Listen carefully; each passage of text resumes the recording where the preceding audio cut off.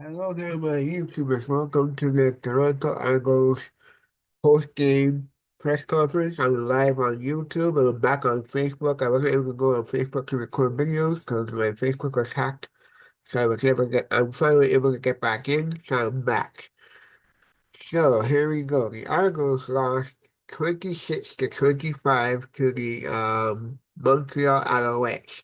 So now we're taking a media post-game press conference right now.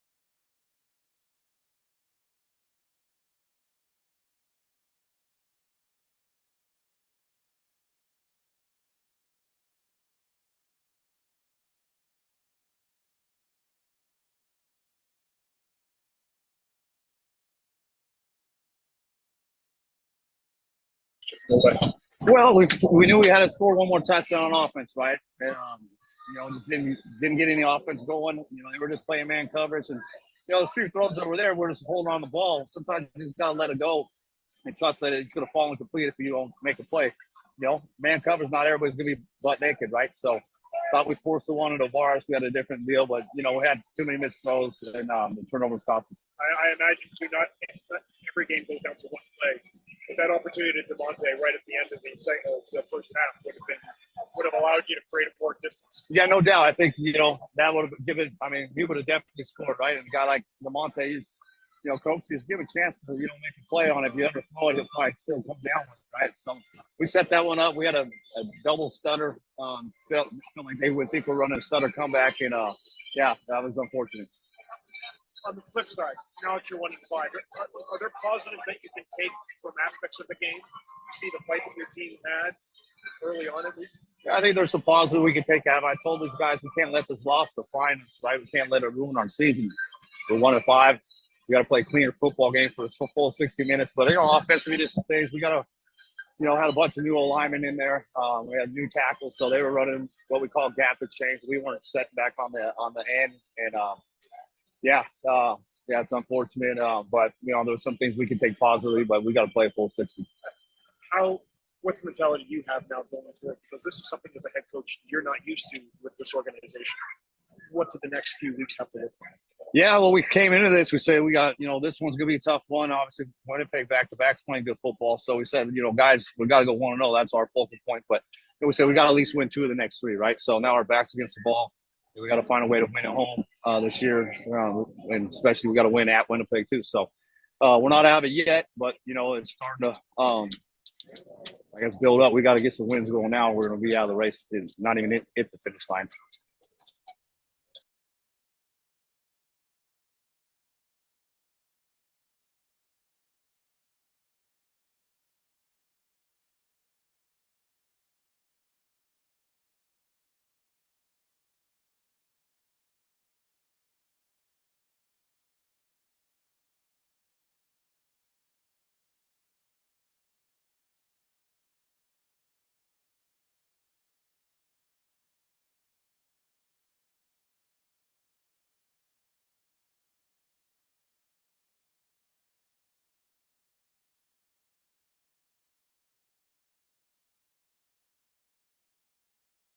Most of owners don't realize how quickly things are changing right now. With buyer demand to pricing strategy, it's not about scaring you, but it's about being prepared.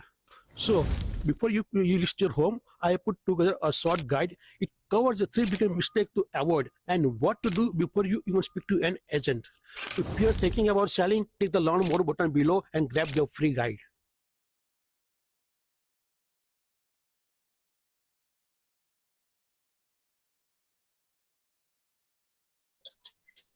Okay, let's go one question and one follow-up only. Let's start with Dave Morisuti. Dave? Hey Ryan, just what did you feel changed offensively for you guys in that second half after that touchdown in the third quarter? Yeah, we had that first drive, we had touchdown, then we had the one I thought was a tough call on Peter when we had our gap scheme. They called him for holding. We get 20-yard run, and now we're first and 20. So that drive kind of stalled there. And then the drive before the fumble, we had some guys open. They were playing man coverage. We got to get the ball out of our hands, not hold it. So, they just played man coverage and, wouldn't let us run our RPO game, and we had to beat them throwing it. And defensively, it felt like the defense, was doing a pretty good job. But what did Montreal do there late that kind of made it a tough for your defense to adjust? Well, they were running a lot of zone read, right? We weren't doing a good job, keeping our edge, right? We were letting them get out there and get on the edge. Now he's got time to find receivers. We got to keep him in the pocket a little bit more. He scrambled and, ad-libbed and made some plays outside the line of scrimmage. But, at the same time, offense got to score some points. Defense was on the field the whole second half. But we got to find a way to make it stop. All right. Thanks, Ryan. Safe travels. Let's go to Griff Bordigan. Griff? Ryan, obviously, besides a tough result tonight, what has it been that you saw with Nick just from the first time you guys were here a few weeks ago to now that's like really changed about his game? Well, I think he's, doing some good things, right? There's just certain plays we can't have that we want back, right? So, the fumble, we can't have that down there, right? I mean, at the very least, we punt, and then they got to go down and score with not a lot of time left, right? And then we give to the ball in the 20. That can't happen, right? We got to have more ball security in the pocket and awareness of the game situation. And then just with the overall moving past this one, with the tough result, how do you guys move past it now where you have a little bit extra time between now and Winnipeg next Saturday night? Yeah, I mean, like I said, we can't let the loss define us, right? We can't let it ruin our season to this stage. But at the same time, we got to start playing better football. And, we got to practice better. And, offensively, the details, right? Just like the corner ball that got picked at the end, we have a 6-yard drag route. Well, that's our haunt. And Nick looks to throw it. Well, the receiver broke it on the line of scrimmage and couldn't get it to him. So then he just threw up the corner ball, without seeing the corner that made the play on it, right? So those are the little details that are costing us right now. I appreciate it, Ryan. Safe travels. Last questions to Frank Sinichi. Vital gave you some good play there. Speak to his game. Kevin, he's playing good football. He's going up and getting it. I thought our receivers fought hard. Brissett made a great catch on the one out on our sideline. Kevin is getting better every week, right? If we clean up some of the route technique, he's going to be a real special player. But he's already a good player. The lights are on. He'll make a few mental mistakes, but the lights are on competitively. He's made a difference for us, especially right after the catch. A couple of key players came back and made contributions. This team looks a little more full than it was in previous games. How important is that introduction of these new players coming in that have been away? Well, that's the thing is we got a young team, right? But, there's no excuses there. We got to make some more plays. But I think some guys did some things. A little too soft on defense at times. They had a loss of Neem, our rookie tackle. And then Boss had to come in there, right? He's pretty wet behind the ears too. So, I think those guys have great futures, but, we got to get them going right away. You playing at 100%? I know certainly that you're going to go out there irrespective of how you're feeling, but how is your knee feeling? My knee is a knee. Playing this game, you're never going to be 100%. It's good enough for me to be out there on the field, and I just got to make sure that I can stay out there for every play. Are there ingredients, though, that you saw tonight that you would try to emphasize the way that obviously Tavares could have had he had 2 turnovers, could have had more than that with a Sluka was playing as well. Are there little details that you will look at in the weeks ahead, knowing you're facing Winnipeg, to say, guys, there are the ingredients here? Yeah, most definitely. Most definitely. Everybody understands who we have around us and what this team should be and how we play when we're playing with the most confidence and how we play when we depend and trust each other. And you saw spurts of that tonight, but it's got to be a full game thing where we continue to do it and just live in that confidence and live in that understanding that this is who we are, and everybody else wants to be us, and we got to understand that the target is on our back and we won't want it any other way. No matter if we're 1-5, no matter if we're 5-1, everybody still wants to come out and beat Toronto. So we got to understand that going into the games, man, and just play with that confidence. Knowing the standard that you set in this organization, how does 1-5 sit with you right now? I don't know how to feel like a loser. So, man, it's back to work. Winton, just wanted to ask, obviously I know it's your first game back, but after a game like tonight, what is your main message to the guys in the room? Man, we got to continue to be special. We got to continue to be a team. We got to continue to grow. Man, we did a lot of good things tonight, but then we did some things that we kind of let slip between our hands, and we lost a little detail and a little focus in that. So, it's just one of those things, man. We just got to make sure that we can maintain our focus for 60 minutes. And then just a follow up for me, obviously you guys have a little bit of time now between now and Winnipeg. How do you take everything from tonight, just put it behind you, and then move forward to next week? Simple. That's just being a pro. That's just understanding that this game is going to have ups and downs. There's going to be wins. There's going to be losses. We just strap it up and go to the next game, go to the next play. We'll come together as a team. There's no signs of this team letting any water leak in the boat. That's some confidence right there that, lets you continue to believe in what we have in this locker room. I appreciate it, Win. Safe travels. Thank you. Next question is David Morisuti. When does a game like this show just how tough it can be to play consistently for 60 minutes? Yeah, that's pro football. They're a good team. They're a good team. They do a lot of things well. They do what they do well. And we're really banged up, and that's not an excuse, but that's just lets us know that we have to be that much more detailed, and we can have to communicate that much more, just to kind of continue to compete. And it's just something that we got to work on to continue to grow it. Will potentially the extra time, between this game and Winnipeg give you that chance to get back, or is this something you guys are just going to have to rally around and just continue to push through? No, that's going to give us that chance. We're going to take this time. It's not much time, but time is time. We lose time, but we always got the opportunity. So that's how we look at it. We're going to keep going with this opportunity that we have. All right, thanks, Win. Safe travels. Thank you. Last questions, Frank Stanichi. When, how important is it to be on the field watching this group of guys and helping them to understand what needs to be done? Man, I feel like I can't, fully give my all to this team and fully be able to contribute unless I'm on the field. And that's been a big thing for me, especially this season, man, just trying to make sure that I stay on the field and just be able to give some type of help somewhere and be available for my team, man. And it kind of hurts me that I haven't been able to do that throughout the entire season, but I walked off the field this game, so I'm happy with that. 1-5 is hard to take, but how much hope do you think there is in reality for this team if they turn things around? The CFL is pretty interesting going down the road. Yeah, we never feel like a loser. I don't know how to feel like a loser. So, man, let's just strap it up and let's do it, man. We got next game. We got Winnipeg next, so we just lace them up and go back to work. Nick, where do you feel like things kind of turned against you in that second half there? Work today is broken. We're all working in too many disconnected apps, and it's killing team productivity. But for the first time, there's a platform that fixes it by combining everything you need. Projects, chat, and knowledge in one place. It's all powered by the world's most complete work AI, so you can find answers from anywhere and get work done faster. Introducing ClickUp, the everything app for work.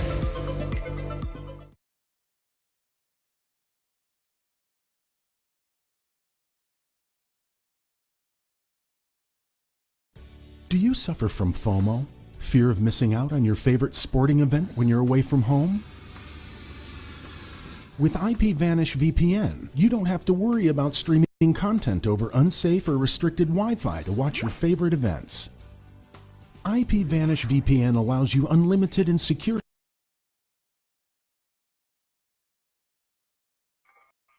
We lost our rhythm as an offense. I felt like we did really what we needed to do in that first half. We were doing a great job creating, long drives, staying on the field, keeping our defense off the field and their offense off the field. We got the run game going. We were really efficient, just moving the ball, converting second downs, first down production. And, We just kind of lost some of that rhythm in the second half, and all credit to them. They had made some really great adjustments.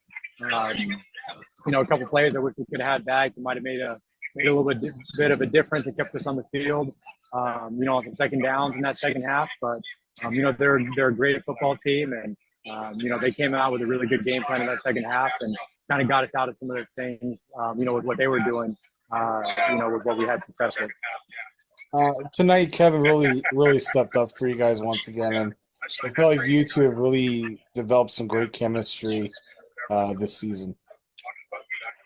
Kevin's an amazing player, a great person too, and he's such a versatile player, great skill set, and can do everything. And so the more we can get him involved, obviously, the better it is for our offense. He puts in a lot of work. He's always involved in every single play that he's on the field, in that position that he plays, whether he's blocking for the runs or for the passes, or if he's, in the route as a primary or a check down or something underneath, he does so much, and he's just great to work with. Yeah. Thanks, Nick, and safe travels. Thank you. Next question, Griff Borden, y'all. Sorry about that. Nick, I just wanted to ask, what about the defense of Montreal did you notice between the first and second half when it came to just overall coverages and schemes that they were running? First half, they were doing a lot of zones. They were bringing some pressure, but also doing quite a bit of like drop 9, drop 8, just regular zones with some show pressure that they were dropping out of. They were mixing in some man here and there. And then in that second half, they were bringing a lot more pressure, more zero, a lot more man coverage. So they kind of changed their MO, a lot more 5-man pressure with games up front. And credit to them for making those kind of adjustments. They played really well. I missed a throw or two that maybe could have made a difference. We had some things going in the third quarter early, but we can't go entire fourth quarter without scoring. I think that was the first time we did all season long. First time we went a fourth quarter without scoring and expect to win and hold on to a lead. And then just one more for me. I wanted to ask, besides Mital, who's been playing really well for you, what's the connection between you and DeMonte been throughout these games as we've really started to see him shine more and more as the weeks have gone on? Oh, man, incredible. He's such a great dude, the best energy. Everybody loves him. You try to get the ball to him whenever you can, whenever the play is signed for him. Because, he's so dangerous, whether it be down the field or with his ability to make people miss and get yards with his catches. He's so strong. So, he's fun to work with. And, I appreciate every opportunity I have to be on field. I appreciate it, Nick. Safe travels home. Thank you. Final questions, Frank Stanici. Nick, to sit on the sidelines and watch a watch a defender like Sluka, a guy that you see in practice, a new guy, does he amaze you in some of the stuff that he does and how quick he is across the field? He would if I didn't see him in practice all the time, because he does these things all the time. He does this versus us since training camp. Really, he's done this against us since last year. He came in last year on the practice roster expansion playing receiver. But, he was a DB and a safety in college. So he was playing receiver for scout team offense, and then scout team defense, he'd go play safety. And we knew from the first day he made some plays at safety that, guys usually don't make. And so we knew we were on the offside of the ball, just like, man, we gotta see what this guy can do on defense. And, eventually they made the change a few days, I think, into training camp this year. And he's been just, really working into his role ever since. And I'm pretty sure he's just going to keep getting better and better as he gets more comfortable with the game.